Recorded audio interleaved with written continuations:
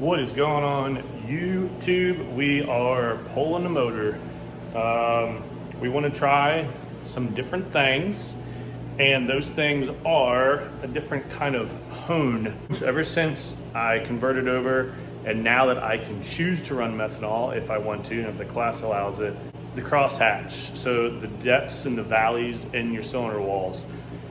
From doing a lot of research, apparently methanol motors need a lot more depth. They need more RVK, RPK, which is the different measurements of depths and valleys and peaks on your crosshatch. So we just have a normal kind of gas style crosshatch, and we wore out the cylinder walls pretty quick whenever I switched over. I used to just, and we still do, we still run Race 85 and Pumpy 85, and the car runs really good on that stuff. But I want the option to be able to run methanol if I can, and I don't want to be having to re-ring this car every 6 months because I'm wearing the crosshatch out. So I talked to a couple different people, putting everything together and opinions together.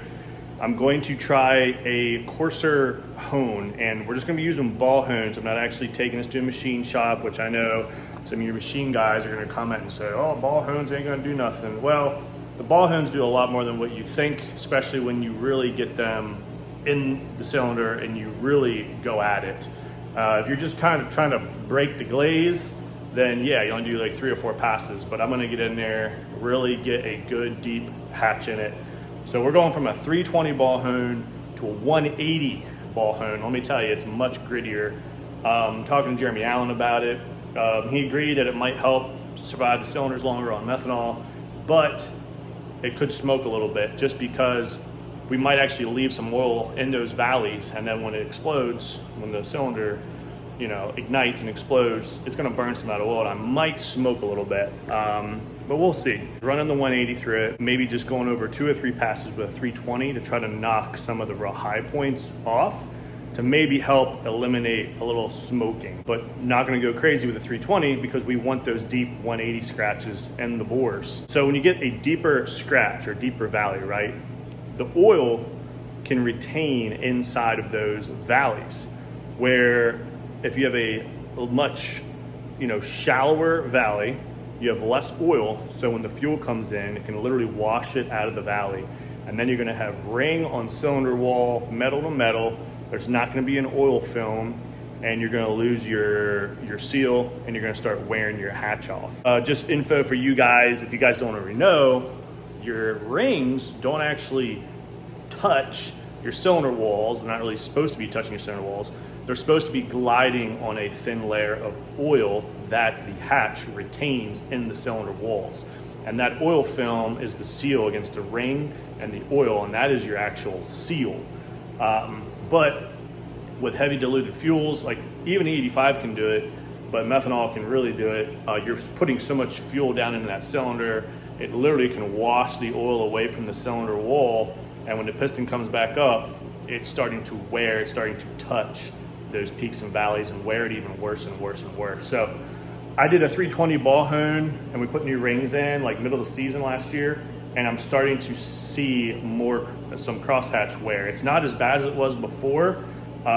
We leaned it out a little bit to try to help with that, but it's still doing it. So since it's winter time, we're not racing. I said, you know what? I'm just gonna rip the motor out. We're also going to add oil squirters back in the car. And I normally don't run oil squirters, but we're thinking that oil squirters may help splashing some oil up into the cylinders, getting on those pistons. It might create more oil flingage and film, and it might actually help with sticking the oil onto the cylinder wall. So we have to take it all apart because I need to modify the pistons to be able to get the oil squirters in, because I have to clear a little notch. So as you can see on these guys, see they have a little notch for the oil squirters. Well, my pistons don't have that. So we'll have to create that ourselves, which no big deal, be able to do that. But we gotta take the whole motor apart to do that. Also, while it's out, we're gonna go ahead and throw in our calico coated rod bearings. And I know you guys are gonna say, wow, you just put those rod bearings in. Yes, I did just put those rod bearings in, but the car's gonna be apart. I went ahead and got these sent out quite a while ago, got them coated and said, the next rod bearing change, I'm gonna throw these calico bearings in, see if they hold up a little better. It's worth a shot. It's really not expensive to get them done. So we're gonna go ahead and throw those in as well for the new season. So we're gonna have a fresh hatch. We got new rings, new calico rod bearings. Probably just gonna reuse the mains because the mains are probably gonna look brand new because I just put them in not even a couple months ago. So I'll probably leave the mains alone as long as they look all right. But then everything else, you know, will be new. So we're gonna go ahead and get this ripped apart. I'm not gonna bother filming a lot of the rip apart. You guys have seen that plenty of times. So I got a couple hours ahead of me here, get everything apart, get the motor out, and then I'll start bringing you in for the modifications that we're gonna be doing. All right, we are rocking and rolling. Turbo kit is off. Comes off pretty easily. Look at the size of that pipe, man. Bailey B3 Fab 4-inch pipe. Look how tight it runs back through there. Did a great job. Awesome exhaust, holding up really well. Good job, Bailey. All right, rockers are out. Cams are out, everything's out. One thing I do look at every time I take them off is you wanna look at these stems and you wanna check for wear or pitting on the tops. And as you can see, these look really good. Intake side, you can see where they actually touch. And you just wanna make sure you don't have any crazy wear. That means you got something binding up. But these look really good. Really good. All right, let's get the head off. All right, so we got her opened up, and the worst spot is right there. As you can see, the hatch is wearing. But honestly, on the back sides, I can still see crosshatch. It's not wearing bad at all. So that mark is what I was seeing. And then here's the intake side. Intake side always seems to look fine because the injectors, of course, spray this way onto the backside exhaust. But yeah, they don't look too bad. Like I said, this is the baddest one. And I don't know, that's kind of suspect to, I don't know, something was in there. I don't know, the ring, I don't know. Ring got warm right at that area, started to rub. I'm not sure, but that's really the only mark I see. 2 and 3 look good. So again, and like I did bore scope the cylinders and I saw like there wasn't a ton of wear going on. So I was like, well, I could probably run it and get away with it for the next season, but it is winter time. There's nothing to really do. So I figured I'd just rip it apart and try the old squirters, try this new coarser hone, and just see if I can get a little bit more life out of the rings. It did have good seal. It had less than 10% leak and it had good compression and everything. So everything seemed fine. I just knew that eventually they were gonna start wearing bad just like last time. And why not try something during the winter time? So I gotta get the exhaust off so I can get the block out. And once the block is out on the stand, I will go over some other stuff and take a look and see what we got. Well, here she is, once again, on an engine stand. Yep, seems to be a pretty common thing around here. But hey, that is racing, that's hot rod, and that's what we do. I gotta run into my garage and get my oil catch pan, or else I'll have an absolute mess whenever I flip this thing over. So I'm gonna do that, probably get lunch.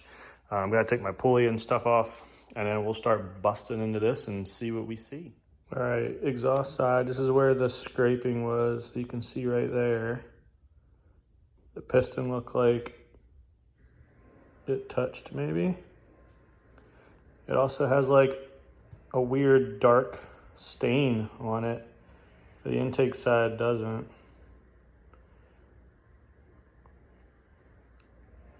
This is number 1, so I'll pull the rest, see what they look like. So we got everything apart, and I'll show you guys the wear that I keep experiencing so you guys can see that. And it's kind of, and when I show you the pistons, so 2 and 3 don't really have it much. It just seems to be mainly, 1 is the main one, a little bit in 4, but 1 really has it, as you can see. So I'm talking to some different guys, some different experienced engine builders. So you guys can see that wear mark. See how it kind of moons, kind of goes up and comes back down. And this side you don't see it at all. So you see that wear. So that's what's going on. And also you can see that this side, you can still see the machine marks. Flip it around. See, it's kind of rubbing smooth. So we have some pressure in the big end of the rod, and then we have a piston that is slightly coming in contact with the wall. It's not bad, and it's super smooth to the touch. Like it looks worse than what it is. Even this looks really bad, but I can't even catch my fingernail. It's super smooth. So obviously a hand hone takes it right out and it's good. But I'd like to figure out why it's doing it. And we have some different theories. Some guys are saying, well, the automatic trans brake, you know, the trans brake puts a lot of pressure on the crank, but if it was trans brake related, I would think that the thrust bearing would be pretty wore out, and thrust bearings are always really good. So yeah, I don't know. It's kind of odd. Another buddy was saying that they normally put the tangs towards the exhaust side, and I've always ran tangs to trom, and the trom is on the intake side. So we could flip the rod around and see if it does anything. I don't really see that why it would, because these are all machined flat on both sides. The rods are symmetrical. I don't really see why that would change anything, but we could do it. That's not gonna hurt anything, and see if it wore different, but I don't really think that's the problem either. So I'm still talking to a couple buddies. I'm gonna hit Jeremy up. I just have a very, odd car. There's not a whole lot of F-Series, automatic F-Series, and probably not as many guys as tear their stuff down and like diagnose their engine all the time like I do. But I'm just trying to make stuff live as long as I can and trying to be proactive so I don't have an engine failure. This motor was just apart not that long ago. So what our goal is to try to run a coarser hone, see if we can get the rings to last a little longer. The hatch looks pretty good in this motor right now, and this was just ran with the 320 ball hone that I normally use. And it didn't really seem to be wearing real bad, which is a good sign, but we're still gonna try the 180 grit, and then I'm gonna follow it up just a hair with the 320, just to knock down some of the big stuff. I did talk to Jeremy, and he said if you just run a 180 through that, he's like, it's gonna smoke. He's like, I guarantee it's gonna smoke. It's really, really coarse, really, really deep valleys. And he said I would probably just run a 320 a couple strokes just to knock some of the high points off, just to help so it's not smoking. But again, you can't really have the best of both worlds. If I'm gonna run methanol, I gotta have some valleys to hold some oil. So, but I'm going to talk to some more buddies and see if we can't kind of figure out and diagnose what's causing this problem. Cranks out, looking at bearings. So these are the tops, and they all look brand new, which is good. We had one bearing, which was the middle bottom. That one doesn't look that happy. The rest of them look pretty good. That one doesn't look happy, and the other ones look decent. Of course, these are the ones that are going to get the most, stress, because it's trying to push the crank out the bottom of the car.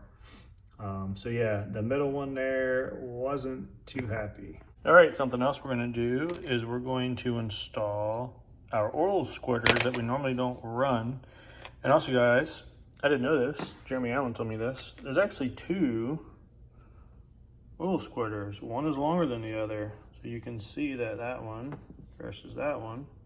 These ones stretch further out, as you can see. So we are going to use the longer ones. I just like that it gets further in. So we installed a long one already. And of course, we're going to have to clearance our piston because it doesn't have the clearance for the oil squirters. So we're going to have to get our Dremel out, and we're gonna have to mark on the piston where these are hitting and start cutting. All right, so we got our squirter in, right? So we got to figure out now where we need to drill.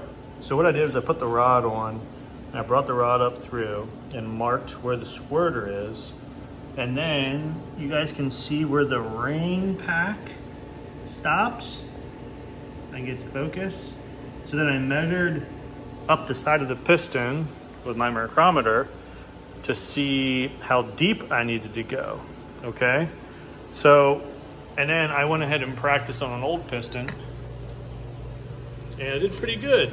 So, we're gonna start shallow, and then I'm going to put the crank in, rotate it, see where it's at, and just keep going from there. Once I get the one piston correct, I'll have a good mock-up and I can continue on with the rest. Really hard to do with just two hands, but as you can see, I put the crank in and then I just threw the rod and piston in and I'm just holding it. But what I'm doing as I'm checking, you guys can see, let me go the other way.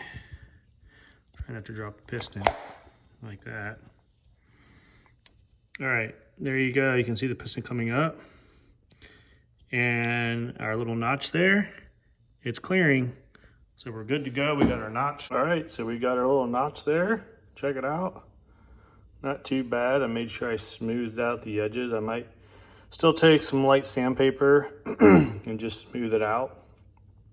But yeah, did a pretty good job. Nice little, I actually went a little too far. Don't really need to go that far, but a little bit more clearance is not a bad thing. Guys, we are back out here. I just notched the rest of the pistons. So now they are all notched for oil squirters. And I tested them in the cylinder with the crank and the stroke to make sure that the oil squirters cleared the notch. So I had my buddy Jason, he has a 3D print machine. I had him make me a little guard. And what this thing does is it fits down inside the cylinder like that. And then you push this all the way down. And I made a little hole there. Hold on, let me get this. Oh, it goes this way. I made a little hole for the oil squirter. So what we do is we push this down. We get it fit over the oil squirter down there, just like that. And then this handle unscrews. And boom. And what this is for is if and I just threw in a bunch of red 3D stuff. What this is for is that if I have the motor in the car and I don't want to pull everything, I still will have the crank down there.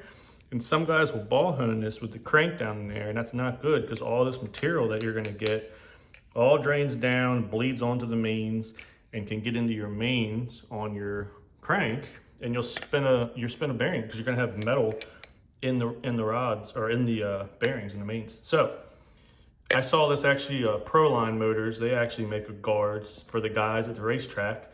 They throw these guards in, they ball hone, and when they take this out, it's O-ringed and it pulls all the crap out so you don't have stuff bleeding. So I figured since the motor's out, we're gonna throw it in there and we're gonna attempt this, and I wanna see if we get any bleeding at all, how it works. If it works well, then I know it's gonna work if I decide to re-ring the motor with the motor in the car. Because what I can do is I can easily take the head off and drop the oil pan, pull the pistons out the top, hone this, put the pistons, new rings back in, bam, good to go. So we're gonna go ahead and give this a shot.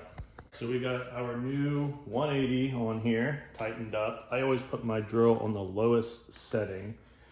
We got our guard down in there. Another thing I'm gonna do, flex honing oil. A buddy of mine said this is kind of like a must when it comes to honing anything. So we're gonna squirt that down in there. We're gonna squirt it all over our ball hone.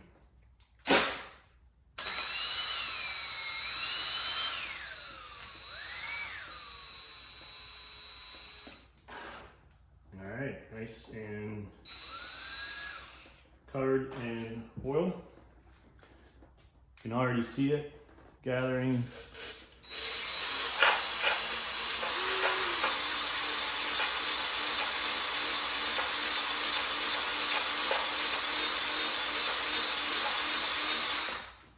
All right. And yeah, it's definitely keeping it in there. Now what I want to see is how it's holding it. It looks like it's holding it really well. I got nothing bleeding out the top. Let's thread our handle in. As I did tell Jason if he could make me a bigger one. Let's go ahead and clean the top off here. All right, pull this out.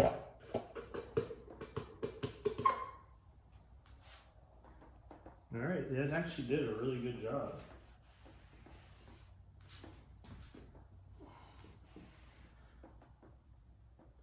Nothing bled past the seal, which is great. To make sure that it worked good for future deals, and it does work good. But we don't need it because we got everything out. Just wanted to make sure it worked good. So you can see before and after the difference in the actual walls. It's really shiny and this looks real rough. That's what you're looking for. And you want a good crosshatch, which right now we're a little steep. So I'm gonna slow down my speed of my hand to get that not as quite as steep. Actually, it doesn't look too bad. So I don't know, I'll take a look at it here.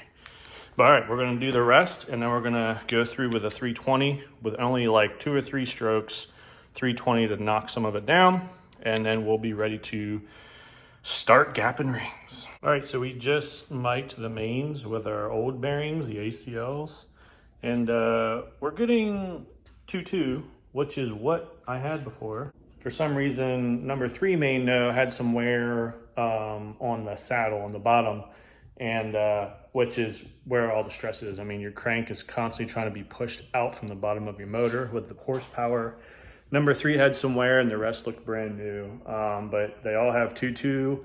So I'm not sure why number 3 had some more wear on it, but I have considered go ahead and dropping some King coated bearings and seeing where they're at, and maybe we'll try the Kings for next season and just see how they hold up. All right, so we got King X bearings and X top and bottom, and they're right around 2.6, 2.7, which is a pretty big rod bearing clearance. But we're actually stepping to a lot thicker oil.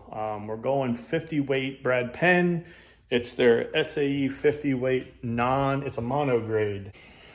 So this is what we're gonna be running. It's Penn grades, high performance 50 weight grade oil. I've been doing some research on oils and the multi viscosity, like the 2050, 1040, that kind of stuff.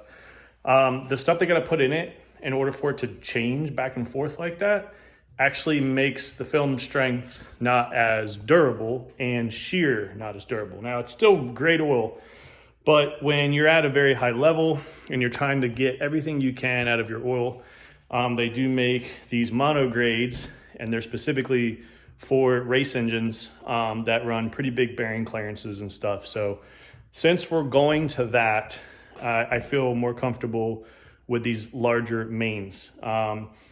I have ran King in the past. I normally do an X and an H together. It gets me right around my 2.2, 2.3 area, but these are hitting at 2.6, 2.7. So not like crazy, but obviously more clearance. And really, I just want to run it. I want to see how they hold up. So I haven't had Kings in my motor for a while, and these actually spec'd out. They mic'd really well. There was no like big variances where I have had that in the past with King. So we're going to run them. I'm going to run the Kings. We're going to run the Brad Penn 50 mono and see what we get. Hopefully our oil pressure is still good. As long as our oil pressure is good, we're good to go. All right, we're to the point where I'm excited. So we have a X and we have a standard H. So we got our calico bearings. We got an H and HX. We're gonna throw an H and an X together and we're gonna see if we get the same thing. I was getting about 2000s to 2 1/10. So we're gonna see how the coat bearings look like on here with our clearances. So here's the coating, really slick looking coating, and it's really slick to the touch too, versus, you know, like the standard ACLs. They have their own coating on there, but this is super slick feeling. So excited to see how these work.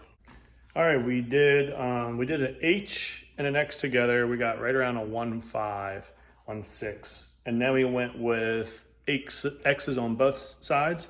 And we got about a 2.1 to a 2.2. And that's typically where I run my rods, is about a 21, 22 area. So, and with the standards, I normally would run an X and an H, and I would normally get around 2. So the coating definitely added some thickness there to it. So we're gonna run double X's with the coating and see how that goes. It's really, really cool, guys. If you ever get a chance to do a Cali coat on a bearing and feel it, it's super slick. Like even the micrometer, like you could see the needle and it was just so smooth because it's so slick. So I think that's what they really push for, is it's super slick. They don't wear like normal bearing will. They hold up a lot better. So we're gonna put them to the test. We're gonna see how they do. If these rods look amazing after like all year or something with this coating, next year I'm getting everything coated. I'm getting the mains coated. I'm getting another set of rods coated. So we'll see how they do. I know a lot of guys swear by this Cali coat stuff. I've never tried it before, but we're gonna give it a shot. All right, look at that. Oil squirters. First time in like 7 years that I've bothered with oil squirters. But we'll see if it makes a difference with my walls. We're doing those plus the hone, so if our walls survive longer, we're not really gonna know if it was the oil squirters or the hone or a combination. Could be a combination, but hey, we're doing it. We got our pistons and rods all set to go. Cali coat bearings going on in there. So now we're going to clean up the walls, put the crank in, get ready to put this thing together. All right, crank's in. Just gotta clean up the cylinder walls, throw these pistons in. We got our pistons in. We are in, bolted up, ready to go. Go ahead and flip her over. She's all in. I'm gonna go ahead and bolt up the rest of it. Oil pump. Get the front end back together, and we'll have her back and ready to go. All right, she is ready to go. She's got all her billet parts on and going back in there. We got our new stator and a converter. So let's go ahead and drop her in, get her bolted up with the trans, and start putting her back together. Well, she's all back together, guys. Just started her up, burped the coolant, and we're gonna keep the hood off, and we're gonna go break in some rings. Well, guys, she is broken. As of right now, we don't got no smokage going on. Everything looks good. Oil pressure looks good. Definitely a little bit lower oil pressure since we have squirters in there now, and I went a little bit larger on the main clearances. But we're running 50 weight mono 50 weight, and when I added 1 quart, I went ahead and put some 70 nitro in. So it's got some thick oil in it, but we're still seeing about 85 PSI at red line, right around 30 at idle. So everything looks normal. It ran good. I need to give a little more fuel, I think. It wasn't lean, but it was like 12 O's, and I like to run like 11s on 85, which was good for braking because we don't got extra fuel in there. So, but it seemed like it broke in really well. I'm going to basically take the filter off, put a new filter on it, because the filter probably caught a lot of the moly lube and all the other lubrications that we put in. But we're going to go ahead and leave this oil in since I'm not really racing much, of course, during the winter time.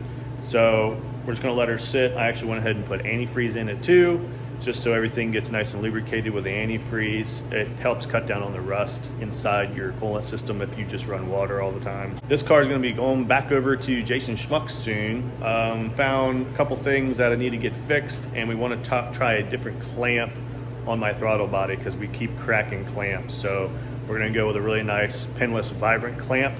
I'm gonna have Jason throw that on at some point, and then yeah, she'll be ready to go. So looks like the freshen up rebuild went well. No issues as of now. I'll probably drive it a couple more times before we get any type of crazy snow. And then I'll probably do a leak down and compression test and just see where I'm sitting ring seal wise. But I'll bring you guys in when I do that, but that'll do it for now. Appreciate it. Comment, like, subscribe if you like what you're watching, and I'll see you guys on the next video. See you.